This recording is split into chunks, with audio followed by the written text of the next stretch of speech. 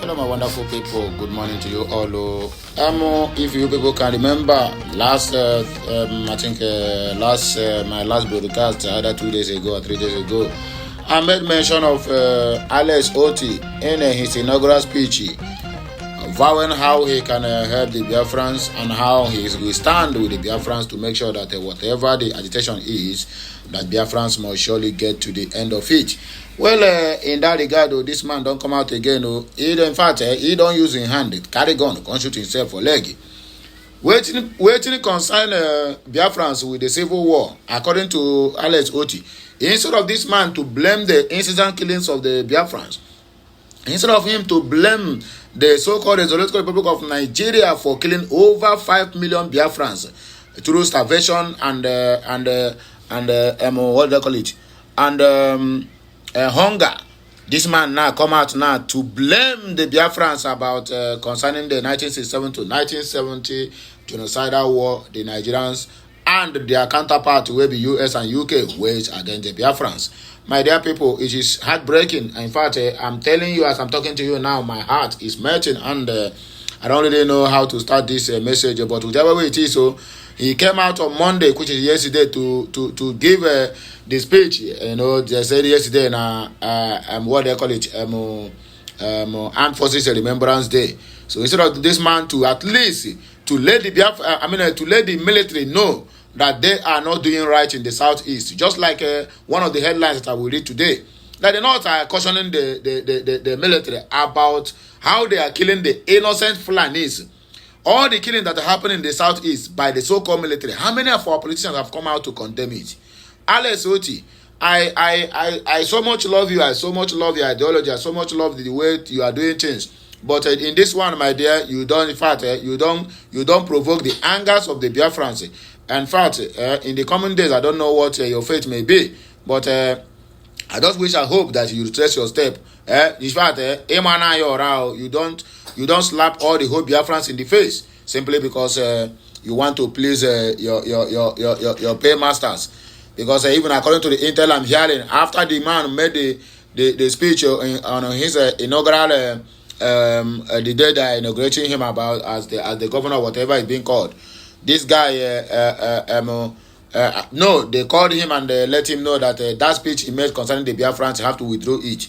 And this guy, he said, okay, no problem. That is why this man now come out now and begin to talk trash concerning the civil war that is supposed to blame the Nigerians and their so-called Islamic Republic of government. Anyway, my people, Nigerian civil war could have been avoided if reasons were allowed to prevail, according to Governor Otti. That is what he tell us. But this is not exactly what happens at the Inakakos meeting. But whichever way it is, make gonna know say Otti, he don't fetch anti-fested firewood, and he should be ready to welcome the lizard for dinner. Let us go straight to the reason why we are here. Please like, share, comment, and make sure you subscribe to my channel for more interesting videos coming your way. My name is still the man, Amanda Neze. Let us go there. Abia State Governor Otti on Monday said the Nigerian civil war could have been avoided if reasons was allowed to prevail. Otti, who spoke in an address during the 2024 Armed Forces Remembrance Day in Umuahia, noted that the loss of millions of lives during the war would remain a long-standing stain on the country's history, according to him. The governor praised the sacrifices being made by men and women of Nigerian armed forces in protecting the lives, property, and territorial integrity of the so-called nation. He lamented that the country is presently troubled by domestic insecurity and growing sense of uncertainty, adding that the Nigerian security system is overstressed by the internal disturbance across the country.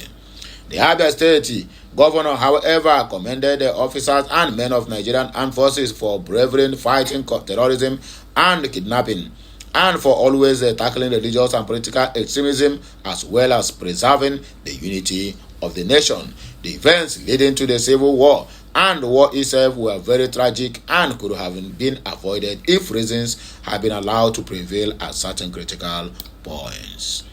The shedding of the blood of millions of people, especially innocent, non-combatant women, children, and our elderly, would remain a long-standing stain on the history of Nigeria, and there should be no attempt to downplay that.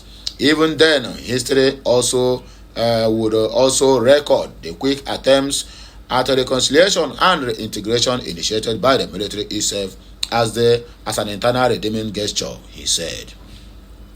Otti regretted that some Nigerians, especially the elite, are yet to learn from the events of the Civil War and have also refused to engage in constructive dialogue and nation building. He warned Nigerians against constantly fanning the embers of division and hate with the inflammatory rhetoric, clinch division, and inciting of young people to attacks others, saying that such practices diminish and rubbish the immense intergenerational sacrifices that have kept the country together from the pre-independence days. He called for improved welfare for retired soldiers and their families, saying that doing so would further encourage the morale of officers still in service to discharge their duties effectively, as according to him, serving and the retired service men in the armed forces who have not been receiving quality welfare commensurate with their sacrifices. He recalled how his administration partnered with the various security informations in the state to destroy several operational bases of kidnappers and other criminals, and promised that all security formations in Abia would continue to receive adequate support from his administration. He also identified some ex-servicemen for special recognition. It is in the light of this that we recognize some of our heroes who laid down their lives recently for the state. They are Captain E.S. Akban, N16811, 542 Signals, Corporal Rashid Yusuf, 13 Nigerian Army /69 1891, 144 Battalion, Lance Corporal Yaunosa, 17 NA/76 /2800, 143 Battalion. May their gentle souls rest in perfect peace, according to Alex Otti. Tension in Abuja as kidnappers don't kill 3 of their victims increased ransom to 700 million naira, almost a billion naira. Nigeria, which way forward? Palpable fear has gripped residents of Sagwari Layout Estate to say Abuja after the kidnappers who abducted 10 persons from area killed 3 of their victims. Daily Post record that the daredevil gunmen had on January 7 invaded the estate with highly sophisticated weapons and abducted at least 10 persons. Reports emerged on Monday that the terrorists had killed 3 of the 10 victims to send a strong warning to their relatives negotiating ransom payment. Our correspondent also gathered that the assailants had increased their demand from initial 60 million naira per person to 100 million naira, now totaling 700 million naira as the only condition of their release. It was further gathered that the victims were allegedly killed over the delay in raising the ransom earlier demanded by the kidnappers. The police public relations officer of the Federal Capital Territory FCT command could not be reached for comments as of the press time. That is the country called Nigeria. Northern group cautions military against unlawful killings in their north, not in the southeast. We're gonna see what they happen. But our own southeastern governors never said anything about the incident killings of the innocent youths and our aged mothers. The Northern Consensus Movement of Nigeria has cautioned security agencies, particularly the military, against the unlawful killings of innocent Fulani youth in the name of fighting banditry, according to them. The group described the Fulani as citizens of the country and insisted that they should be respected like others. Daily Trust had on Thursday reported that the 4 bodies of 11 Fulanis arrested by soldiers were found in Kachia, local government area of the state, inside a forest. They were alleged to be killed by the soldiers, but the military had denied the allegation, saying they don't kill people after arrest. Meanwhile, the Northern Consensus Movement National President Dr. Awal Abdullahi Aliu, at a press briefing on Sunday, while reacting to the recovery of the bodies, emphasized that the Nigerian military, known for its high professionalism, should not allow its good image built over the years to be tarnished by a few bad eggs. He called on the Chief of Defense Staff, Christopher Musa, to investigate the alleged unlawful killings of Fulani youth in Kachia by soldiers stating Fulanis are Nigerian citizens and should be respected as such. The alleged killings of their kinsmen should be investigated.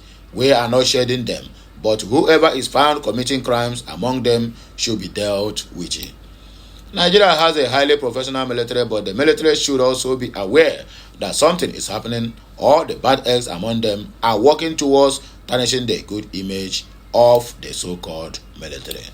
He further appealed to the Bola Ahmed Tinubu's administration to intervene by calling the military to order urging Fulani youth to remain calm and allow authorities to investigate the so-called incident. Anyway, my people, now here, I go take a break and I go hear my voice again. Make a like, share, comment, and make sure you keep subscribing to this channel for more and more interesting videos coming your way. Bye for now, my people.